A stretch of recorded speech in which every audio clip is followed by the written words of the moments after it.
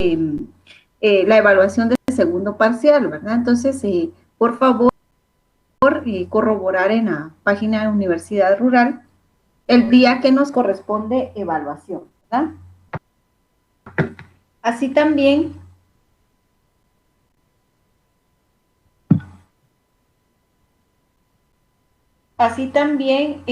hacerles la recomendación de que al momento de ingresar su número de carnet, ¿verdad? Sea de la forma correcta, siguiendo el año, la sede y el correlativo, para no tener ningún inconveniente en el desarrollo de la evaluación. Tenemos también, estamos ya en la semana número 11 y el tema que nos corresponde abordar pues es el tema de procesal laboral. El objetivo de nuestra clase pues es entender la importancia del proceso laboral. En el tema anterior sobre el derecho procesal constitucional pues nos habíamos quedado en cuanto a cuál era el objeto de la justicia constitucional, ¿verdad? Entonces tenemos de que la respuesta pues se encuentra propiamente en la Constitución, Constitución Política de la República de Guatemala, ¿verdad?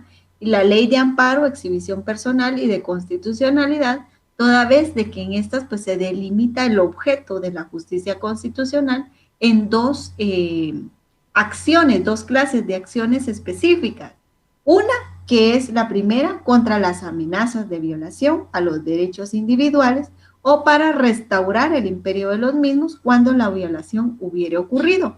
Entonces, tenemos que esto va a ser mediante los procedimientos de amparo, de exhibición personal, a los que hay que agregar pues el habeas data instituido por la Ley de Acceso a la Información Pública, ¿verdad? Y la segunda que viene a ser pues para cuestionar la no compatibilidad de leyes, reglamentos o disposiciones de carácter general con el texto de la Constitución, ¿verdad? Entonces, con relación a la primera fase, pues, a primera clase, pues esto significa que para las personas que los posee, pues la facultad de obrar desde su fuero interno y siempre pues tiene un carácter individual, pues la norma pone a su disposición la facultad de actuar frente a otras. Esta facultad pues consiste esencialmente en la libertad de acción, también específicamente pues en el artículo 5, ¿verdad?, de la Constitución, con el objeto de que tiene pues el derecho toda persona a hacer lo que la ley no prohíbe, ¿verdad? Entonces, por lo tanto, pues su límite se encuentra en la propia ley, debiéndose entender por esta, pues según la Corte de Constitucionalidad, ¿verdad?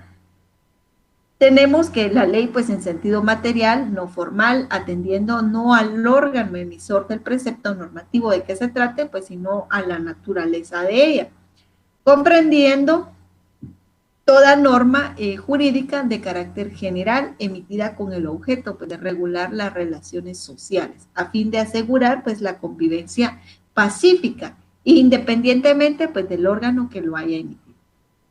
Una garantía es precisamente entonces una protección, ¿verdad?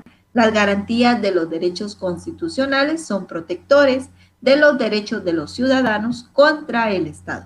Equivalen a barreras interpuestas entre el poder estatal y la libertad de los ciudadanos. Aquí es donde pues la justicia constitucional encuentra pues su primera razón de ser, es decir, protege a los ciudadanos contra los actos del Estado que violan sus derechos subjetivos constitucionales y legales o restaura pues el imperio de los mismos, cuando la violación pues ya hubiera ocurrido mediante los procedimientos de amparo, exhibición personal y habeas data, ¿verdad?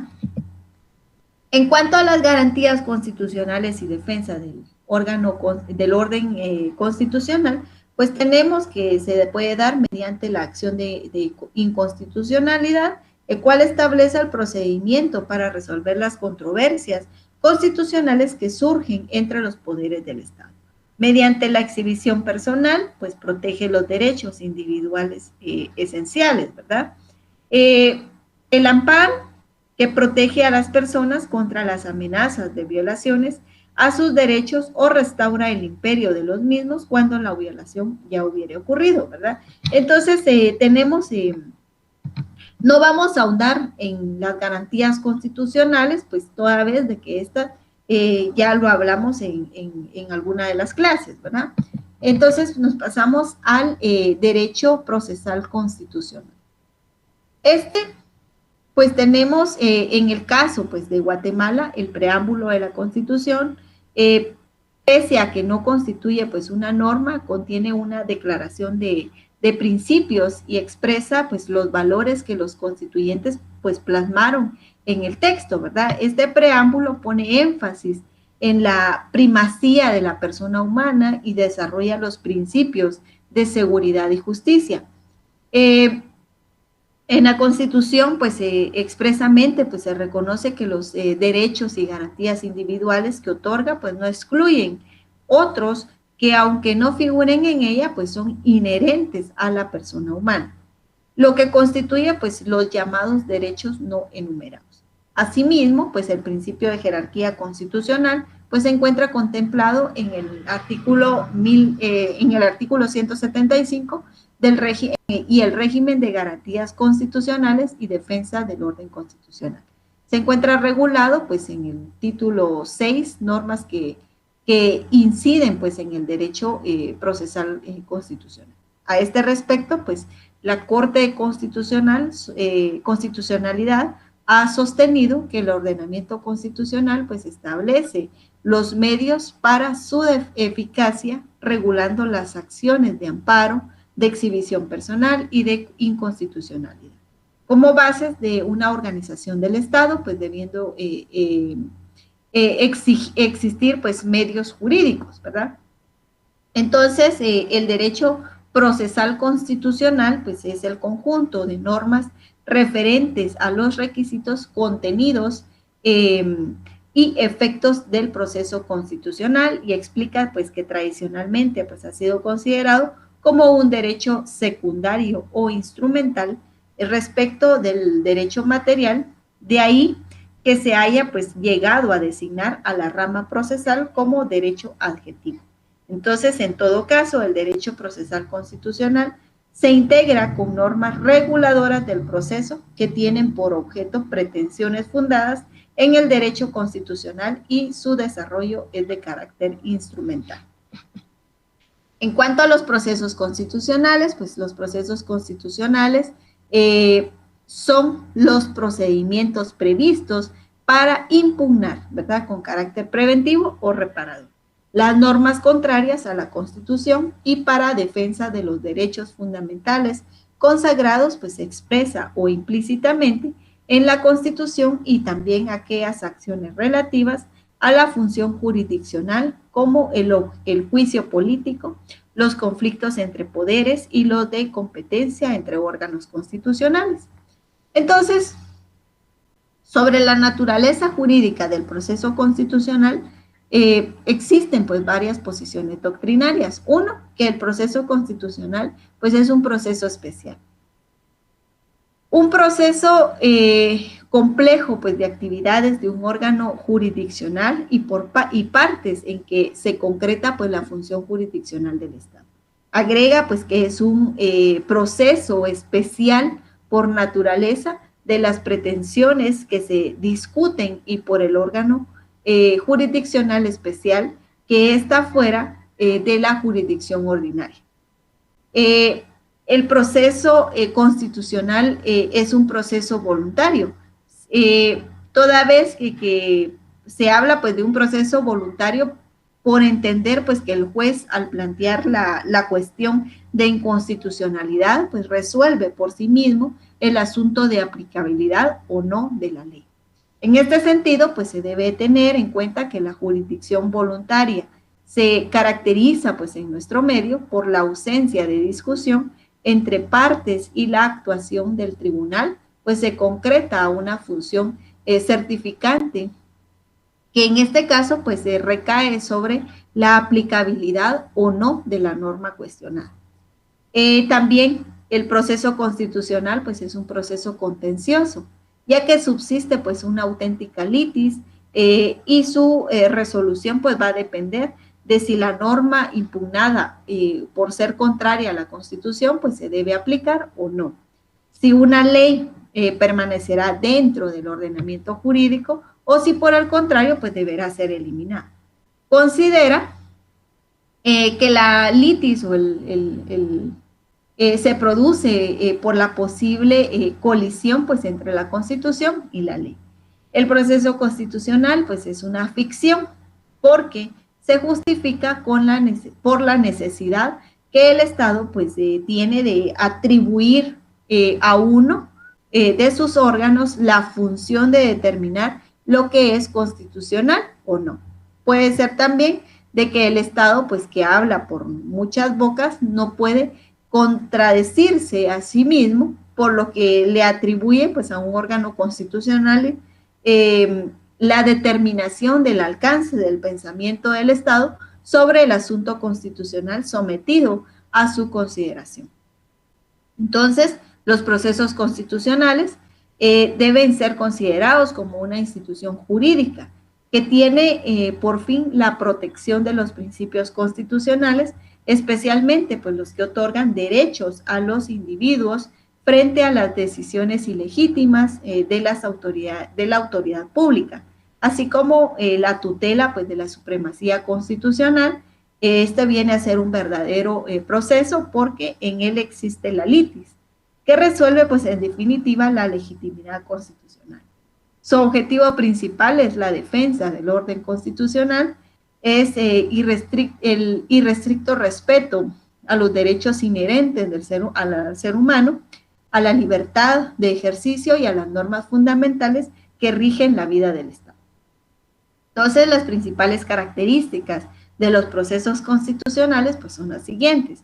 Son procesos con objeto propio porque tienen que asegurar la supremacía constitucional y protegen a la persona o a las personas contra las amenazas de violaciones de sus derechos o restaura el imperio de los mismos cuando en cuanto a la violación, pues hubiere ocurrido. Y son procesos con dinámica propia,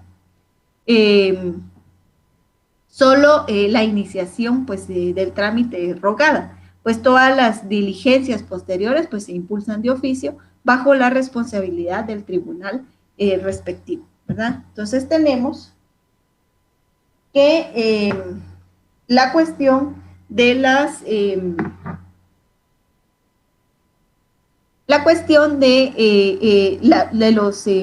el derecho laboral, ¿verdad? El derecho procesal laboral. Entonces, los principios generales del derecho aplicables a cualquier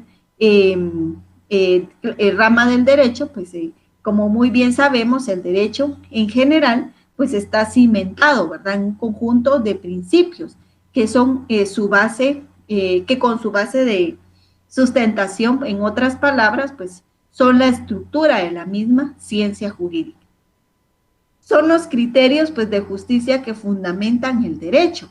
Y estos principios no son más que los principios generales del derecho.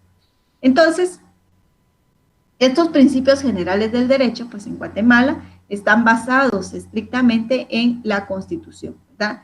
Dicha normativa constitucional, pues contempla en la ley ordinaria general, denominada ley del organismo judicial, pues al determinar en el artículo número 10, la literal D, que en la interpretación de la ley, en los pasajes obscuros, se podrán aclarar atendiendo a la aplicación de los principios generales del derecho.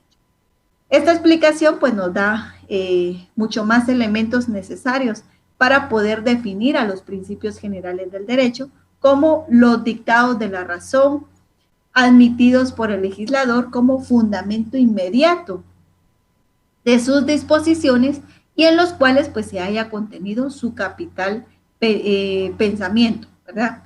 Entre los principios generales del derecho, mucho más conocidos y aceptados, pues señalan algunos juristas, algunos autores, pues señalan que tenemos la libertad jurídica, la igualdad, la buena fe, la certeza, la seguridad jurídica, el derecho público, es suprema ley, no puede alegarse ignorancia de la ley, la irretroactividad de la ley, ninguna ley es inderogable, nadie puede ser condenado sin haber sido citado y oído en juicio, sin lo principal no puede existir lo accesorio, lo que no está permitido, lo que no está prohibido está permitido, y el debido proceso, ¿verdad? Esos serían algunos de los principios generales que podríamos mencionar. Entonces, así como existen principios de la ciencia del derecho en general, que abarcan pues cualquier área jurídica, también existen principios propios para cada rama del derecho. Entonces estamos hablando que para cada rama del derecho hay principios como esas ramas del derecho constitucional, internacional, penal y procesal penal, administrativo, civil, mercantil, tributario, notarial, ¿verdad? Y el tema que nos corresponde es el área del derecho de trabajo. Por lo que sostiene pues que los principios generales del derecho pues no pueden identificarse con los principios propios de una disciplina en particular, ¿verdad? Entonces tenemos que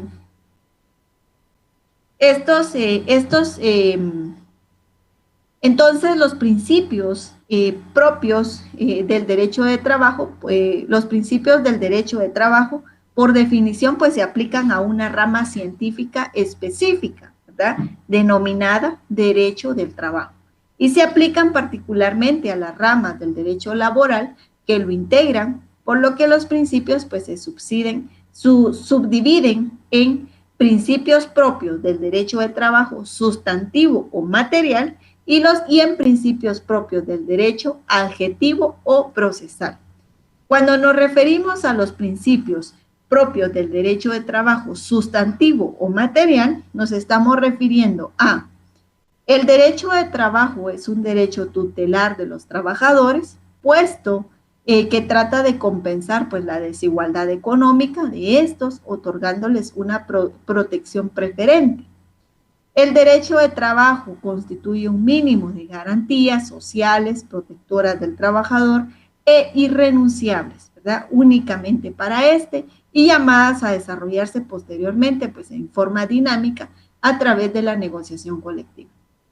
El derecho de trabajo es un derecho necesario e imperativo, o sea, de aplicación forzosa en cuanto a las prestaciones mínimas que concede la ley, de donde se deduce pues que esta rama del derecho pues limita bastante el principio de autonomía de voluntad. El derecho de trabajo es un derecho realista y objetivo. Decimos realista porque estudia al individuo en su realidad social y considera que para resolver un caso determinado pues se basa de un bien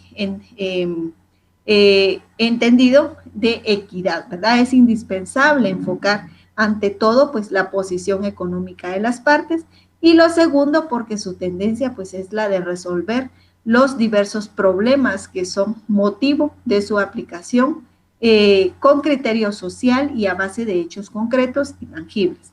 Se dice también que es un derecho de trabajo, pues es una rama del derecho público, también que es un derecho hondamente democrático,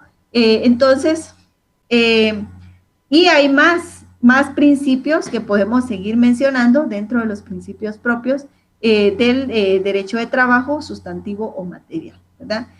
Ahora bien, en cuanto a los principios generales de trabajo a nivel adjetivo o procesal, pues estos se definen como los principios fundamentales del derecho procesal laboral, como las directrices o líneas matrices dentro de las cuales pues han de desarrollarse las instituciones del proceso. Entonces, tenemos que el principio protector o tutelar de los trabajadores significa que se reafirman los derechos que se le dan al trabajador en el derecho sustantivo.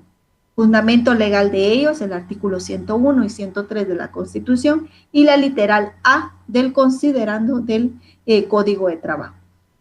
Principio de economía procesal.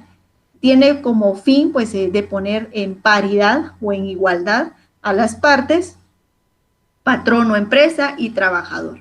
El principio de inmediación, que consiste en que el juez pues está en contacto directo y personal con las partes durante la substanciación del proceso. Fundamento legal de ello, pues es el primer párrafo del artículo 334 de su Código de Trabajo, que establece que si no hubiere avenimiento entre las partes, pues el juez recibirá inmediatamente las pruebas ofrecidas, ¿verdad? El principio de concentración significa que todas las acciones, excepciones e incidentes que se susciten con motivo de la aplicación de la norma se planteen en un solo acto y se resuelvan el laudo juntamente con lo principal, ¿verdad? Entonces, en nuestra legislación laboral contempla dicho principio al facultar a las partes a que la primera audiencia que se señale para la comparecencia de las partes a juicio oral, estas puedan contestar la demanda, interponer excepciones perentorias, promover reconvención, es decir, recontrademandar, contestar las excepciones perentorias y la reconvención, recibir los medios de prueba por las partes, entre otros, ¿verdad? Tenemos el principio de preclusión, el principio de impulso procesal, el principio de publicidad, el principio de oralidad, la sencillez, principio de investigación o de la averiguación de la verdad material o histórica, entre otros, ¿verdad? Entonces, por cuestión de tiempo y porque ser un tema mucho como una introducción, ¿verdad? Entonces, hay varios principios dentro del área adjetiva o procesal del área de trabajo, del derecho de trabajo, más sin embargo, pues por cuestión de tiempo, solo mencionamos algunos, ¿verdad? Entonces, el derecho, el proceso laboral, viene a ser un proceso que se caracteriza por la prevalencia de los principios procesales, los cuales garantizan el ejercicio de los derechos laborales en Guatemala y el cumplimiento del mandato constitucional para el organismo judicial, la aplicación de una justicia pronta y cumplida. Bueno, vamos a hablar sobre la Inspección General del Trabajo. Esto es en el artículo 278 de su Código de Trabajo. Algo que voy a mencionar respecto a la Inspección General de Trabajo, en la práctica, pues en determinado momento, pues les puede servir. Tenemos pues que la Inspección General del Trabajo, dice, por medio de su cuerpo, inspectores y trabajadores sociales, debe velar porque patronos, trabajadores y organizaciones sindicales cumplan y respeten las leyes, convenios colectivos y reglamentos que normen las condiciones de trabajo y previsión social en vigor o que se imitan en lo futuro, ¿verdad? Los arreglos directos y conciliatorios que se suscriban ante los inspectores de trabajo o trabajadores sociales una vez aprobados por el inspector general de trabajo o por el subinspector general del trabajo tienen de carácter a título ejecutivo. Bueno, eso es a qué se dedica la Inspección General de Trabajo, ¿verdad? ¿Qué se puede hacer? Bueno, vamos a hablarlo ahora desde un punto práctico, ¿verdad? Entonces, demos el caso, pues, de que el trabajador, pues, ya fue a denunciar a la Inspección General del Trabajo un despido, ¿verdad? Entonces, ¿qué documentos nos pide a nosotros o le pediría al patrono la Inspección General del Trabajo, ¿verdad? O en su caso, que ustedes como abogados del patrono, ¿qué documentos le asesorarían llevar a una audiencia, ¿verdad? A una audiencia de junta conciliatoria en la Inspección de Trabajo. Bueno, bien, hablándolo desde este punto de vista, pues lo vamos a hablar como lo que ustedes le pueden asesorar como abogados del patrón, ¿verdad? En la audiencia de conciliación, pues normalmente se da cuando hay un despido de un trabajador y pues no está de acuerdo con la forma de cómo se dio el despido, o puede ser por un despido pues de manera indirecta. Entonces el trabajador presenta su denuncia. Cuando él está presentando su denuncia, pues se levanta una acta, ¿verdad? Esa acta se le llama, comúnmente pues se le conoce como la adjudicación. En esa acta el inspector, ¿verdad? está redactando de que se cita para tal día y hora al señor fulano de tal en calidad de patrono, ¿verdad? Entonces, se lo notifican al patrono y por parte del patrono, pues es obligatorio asistir. Entonces, cuando sucede este tipo de juntas conciliatorias, se debe presentar el patrono. Si no se presenta, pues hay se inicia ya un proceso sancionatorio y ¿qué pasa? Una multa, ¿verdad? Entonces, si ustedes están asesorando como abogados o usted está apersonándose en representación del patrono, ¿verdad? Entonces, lo que debemos de indicar es de que se debe de tener un contrato individual de trabajo debidamente revisado en el Departamento Administrativo de Trabajo, ¿verdad? Si no lo tenemos, multa. Si no está revisado, multa, ¿verdad? Entonces, tenemos que asesorar también de que el patrono debe tener en orden pues las constancias de goce y pago de vacaciones del trabajador, la constancia de pago de bonificación anual de trabajadores del sector público y privado, las constancias del pago de aguinaldo, las constancias de pago de bonificación e incentivo, también las planillas y constancias del pago de salarios.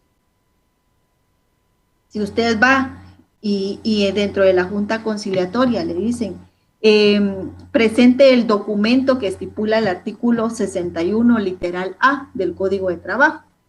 ¿Y qué es eso, verdad? Entonces, o su patrono, el patrono, la persona le llama, su cliente le llama, mire, me están pidiendo el documento que estipula el artículo 61 literal A del Código de Trabajo. ¿Y qué es eso, verdad? Yo no sé qué es, le dice. Bueno, entonces usted, eso en la práctica se le conoce como el informe del empleador o informe estadístico.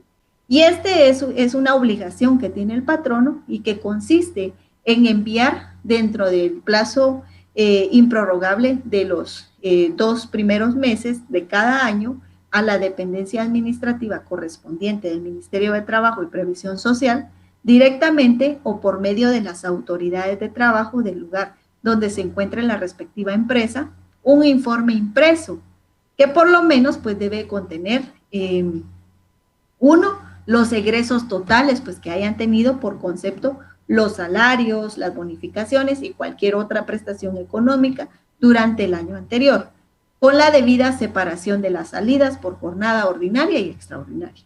2, los nombres y apellidos de sus trabajadores con expresión de la edad aproximada, nacionalidad, sexo, ocupación, número de días que haya trabajado cada uno y el salario pues que individualmente les haya correspondido durante dicho año, ¿verdad? Entonces, este informe no es aplicable únicamente en el servicio doméstico, ¿verdad? En todo lo demás, pues sí se tendría que realizar. Entonces, a eso se refiere el documento que el inspector le puede decir, presente el documento que indica el artículo 61, literal A, ¿verdad? Del Código de Trabajo. Es el informe estadístico que se debe presentar. Ahora bien, dentro de la diligencia, ¿verdad? Del desarrollo de la junta conciliatoria, pues los inspectores están facultados para pedir lo siguiente, ¿verdad? Libros de salarios, contratos de trabajo, el reglamento interior de trabajo, ¿verdad? Recuerde que el reglamento interior de trabajo únicamente es aplicable cuando la empresa tiene 10 o más trabajadores, ¿verdad? También dentro de la función del inspector está el solicitar planillas y recibos de pago, tablas de productividad, si es que aplica, constancias del pago de horas extras, aguinaldo, bonificación anual del sector privado y público, y otros a criterios del inspector que éste pudiera pedir, ¿verdad? Pero ojo, cuando le notifican al patrono, en esa notificación, ahí se estipula qué documentos debe de presentar, ¿verdad? Presenta únicamente los que les están pidiendo, ¿verdad? Más sin embargo, dentro de su asesoría como abogado del patrono, pues usted está en decirle, bueno, hay que tener en orden todos estos documentos de los que ya he mencionado, ¿verdad? Y independientemente que solo le pidan el contrato de trabajo, ¿verdad? Pero puede ser que en el desarrollo de la junta conciliatoria, pues surja que debe presentar otros documentos y es mejor pues ya tenerlos todo a la mano, ¿verdad? ¿Qué pasa si no tenemos los documentos? Bueno, si nos presentamos pero no tenemos los documentos en el acta que se suscribe al momento de la junta conciliatoria, pues se deja constancia ante el incumplimiento pues de las prevenciones formuladas y se faccionará pues acta circunstanciada de infracción con el que se va a iniciar el expediente administrativo a efecto de que el delegado pues emita la respectiva resolución. En conclusión, ¿qué significa eso? Depende de cuál haya sido el incumplimiento, pues se inicia el proceso sancionatorio y le van a imponer una multa, ¿verdad? A eso se refiere de que si no tenemos los documentos, pues cumplimos con presentarnos, hacer presencia, personarnos, más sin embargo, pues manifestamos que no tenemos los documentos y se inicia el proceso de sancionatorio, ¿verdad? Y nos van a imponer una multa. Bueno, en cuanto a los días de asueto remunerados, son días de asueto con goce de salario para trabajadores particulares, el 1 de enero, el jueves, viernes, sábado santo, el 1 de mayo, el 30 de junio, el 15 de septiembre, el 20 de octubre, el 1 de noviembre, el 24 de diciembre, mediodía a partir de las 12 horas, el 25 de diciembre, el 31 de diciembre, mediodía a partir de las 12 horas y el día de la festividad de la localidad. Entonces, el patrono está obligado a pagar el día de descanso semanal, aun cuando en una misma semana pues coincidan uno o más días de asueto, ¿verdad? Y asimismo, cuando coincidan pues un día de asueto pagado y un día de descanso semanal. Algo que mencionar sobre estos días de asueto es de que en algunos, pues en la mayoría, pues no se puede aplicar la ley que promueve el turismo interno, ¿verdad? Cuyo objeto pues es promover el turismo nacional cuando el día de asueto pues recaiga en días martes, se gozará el día lunes anterior. Si recae el día miércoles o jueves, pues se gozará el día viernes inmediato. Si el mismo pues recayese en día sábado o domingo, pues no hay modificación, ¿verdad? No podemos correr un 1 de enero, Semana Santa, ¿verdad? Entonces, todo eso, en algunos pues es aplicable, en otros no. En cuanto a las acciones del trabajador contra despido o sanción, bueno, recordemos que el despido pues es el acto por el cual pues el patrono hace saber al trabajador que rescinde, ¿verdad? Que ya no necesita, ya no requiere los servicios, ¿verdad? Rescinde la relación laboral, ¿verdad? La relación de trabajo y que en consecuencia pues debe de dejar de prestar sus servicios. Y que dentro de las clases de despido pues tenemos 3, ¿verdad? Se menciona el despido directo justificado, que es el que ocurre en los casos en que el patrono pues le pone fin a la relación de trabajo, imputando pues causa justa y legal al trabajador que le faculta para dar por terminado el contrato de trabajo.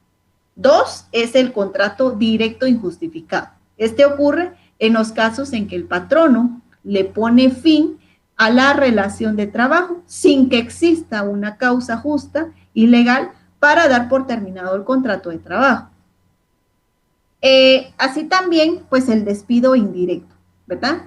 ¿Qué ocurre en los casos en que el trabajador pues le pone fin a la relación de trabajo por existir pues causa justa, legal, imputable al patrono o bien que se modifican al trabajador las condiciones originales del contrato de trabajador en su perjuicio, ¿verdad? Por lo que está facultado para terminar el mismo, ¿verdad? En los primeros 2 es de que el patrono le pone fin a la relación laboral, ¿verdad? En el último es de que el trabajador le pone fin a la relación laboral, ¿verdad? por cuestiones de que no se está cumpliendo pues el contrato, ¿verdad? Entonces hay una razón ahí, una causa para la cual ahí se puede poner fin al contrato.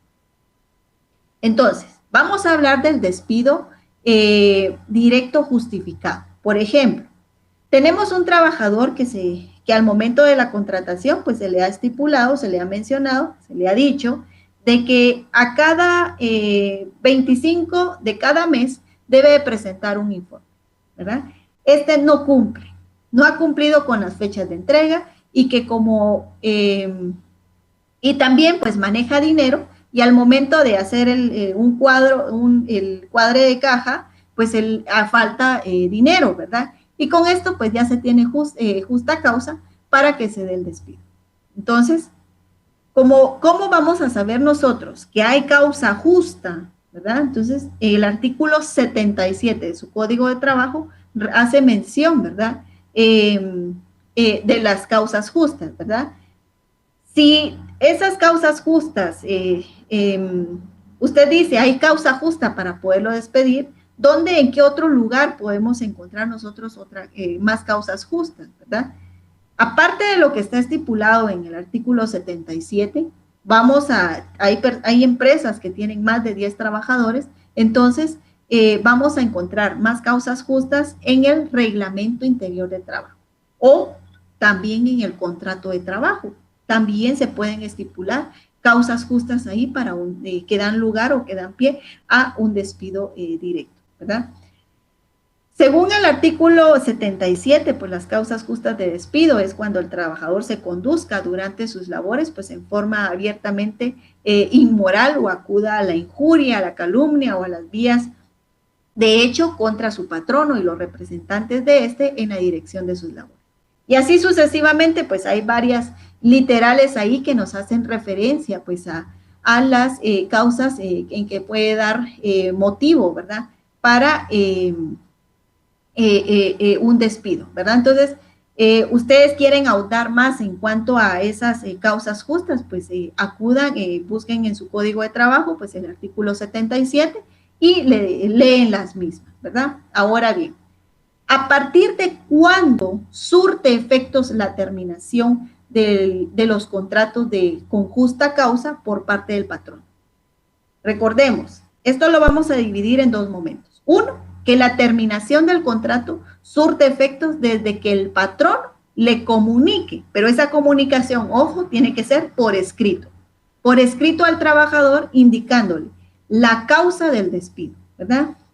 Recordemos que dentro de esto, en este primer punto, pues tenemos, hay un debido, se debe un debido proceso al derecho disciplinario, ¿verdad? Hay un derecho de defensa. En algunos casos, pues, levantan un acta o contratan los servicios de un notario para que haga constar, pues, tal circunstancia. Así también, individualizar, pues, la causa de forma clara, precisa, circunstanciada, con indicación del tiempo, lugar y modo de la comisión de la conducta, ¿verdad? Del trabajador, es decir, qué fue lo que motivó al patrono para poderlo despedir. Tenemos que tener fundamentado y bien clara las circunstancias por las cuales se realizó el despido, ¿verdad? Y todo debe estar por escrito. Y el segundo supuesto es de que haya un cese efectivamente de las labores. Entonces, como abogado de patrono, ¿qué prestaciones se le debe pagar al trabajador con un despido directo justificado? Vamos a pagar salarios pendientes a pagar al momento del despido, la bonificación incentivo pendiente a pagar al momento del despido, vacaciones gozadas, bonificación anual para trabajadores del sector privado y público, ese es el bono 14, pero proporcional, aguinaldo proporcional, ¿verdad? Entonces, ahora bien, según el artículo 78 de su Código de Trabajo, pues estipula que para el trabajador goza del derecho de emplazar al patrono ante los tribunales de trabajo y previsión social antes de que transcurra el término de prescripción, con el objeto de que pruebe la justa causa en que fundó el despido, es decir, que el trabajador pues goza del derecho de demandar al patrono para que el patrono demuestre la causa justa de despido. Entonces, de lo anterior se puede desprender de que si somos abogados del trabajador y despiden a nuestro cliente injustamente, ahora ¿quién? Debe demostrar la causa justa del patrono, el patrono o el trabajador. Bueno, el patrono, ya que hay inversión de la carga de la prueba. Ahora, las prestaciones a reclamar, pues es un proceso de despido directo injustificado como abogados del trabajador. Debemos de asesorar a nuestro cliente, pues que le deben de pagar los salarios pendientes a pagar al momento del despido, la bonificación incentivo pendiente a pagar al momento del despido, las vacaciones gozadas, la bonificación anual para trabajadores del sector privado y público, esto proporcional, el aguinaldo proporcional. Estas prestaciones son irrenunciables, no las tienen que pagar. Sí. En caso el patrono no logra probar la causa justa, entonces nos debe de pagar como trabajadores la indemnización por tiempo servido, los daños y perjuicios y las costas judiciales, ¿ya? ¿De cuántos son los daños y perjuicios? Es equivalente a los salarios que el trabajador ha dejado de percibir, desde el momento del despido hasta el pago de su indemnización, y eso hasta un máximo de 12 meses de salario. El proceso puede continuar años, ¿verdad? Pero únicamente nos van a reconocer hasta 12 meses de salario, ¿verdad? Entonces, algo importante a mencionar respecto a la conciliación dentro de la Inspección General de Trabajo y que, ojo, a veces es lo que más utilizan, pues, los trabajadores para llegar a un acuerdo con el patrono, es de que uno, se da la verificación de la comparecencia dentro de la audiencia, ¿verdad? La comparecencia y su identificación, se explica el objeto de la diligencia, si no comparece el empleador, pues es motivo de falta de trabajo y es una sanción, ¿verdad? Una multa. Entonces, si no se llega a un acuerdo, pues esto se interrumpe la prescripción y da paso a que podamos iniciar, se vuelve a reiniciar el conteo, ¿verdad? De esos 30 días para acudir a iniciar nuestra demanda, ¿verdad? Entonces, podemos nuevamente tratar de llegar a un convenio con el patrón, no lo logramos, igual tenemos nuevamente, se vuelve a contar nuestros 30 días, ¿verdad? Entonces, eso es algo que podemos tener en cuenta en cuanto el tiempo que tenemos para demandar. Habiendo agotado pues el tema del contenido de la clase de hoy, tenemos lo siguiente. Uno, ¿cuál es el primer lugar al que se debe acudir al tener un conflicto laboral? Dos, ¿cuál es el plazo para interponer una demanda por despido injustificado? Tres, consiste en la carga de la prueba, se invierte, es decir, que el obligado en probar un hecho constitutivo no es más que la parte contraria. 4, ese es el día de la feria patronal, asueto legal. 5, a partir de qué edad pueden contratar sus servicios un menor de edad y con permiso de la Inspección General de Trabajo. Importante, compañeros, verificar en la página de la universidad el día que nos corresponde evaluación, ¿verdad? Tomar en cuenta que el calendario, las fechas programadas son sábado 2 y 9, domingo 3 y 10 de octubre, ¿verdad? Y recomendación importante, consignar de forma correcta el número de carnet. Agradezco la atención prestada, que tengan un excelente día.